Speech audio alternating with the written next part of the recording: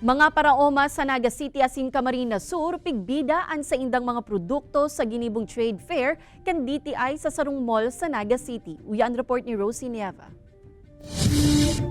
Kasabay kan pagpupuon kan mga aktibidad para sa Peña Francia Festival sa siyudad ni Naga, pigkondusir kan DTI Camarines Sur ang Feria de Camarines kung saan highlight kan programa ang umausbong na ginibo sa Sarong Mall sa siyudad ni Naga.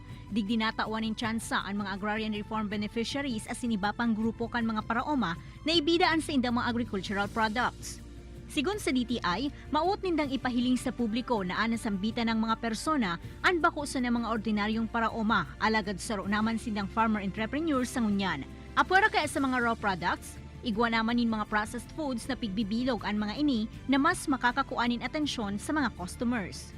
I believe yung trade fair would be a good venue para po makamit ng mga different buyers and at the same time para po at least yung mga skills that they've learned in terms of managing their business, in terms of marketing, mga negotiation na yan, maiput into practice nila today. Labi man ang pasasalamat kan grupo kan mga paraoma sa siyudad ni Naga as iba pang partay kan Camarines Sur na natawan sindanin pagkakataon na mas makarani sa mga customer asin mas maipabistoan sa indang mga produkto sa publiko. Gusto mi po kasi na yung mga farmers ng Naga magkaroon po sila ng direct na access to market. So from the farm, direct na po sa market. So yung sa ating pong food value chain na lessons. Po ma'am kasi pa-trade fair po ma'am kang DTI po.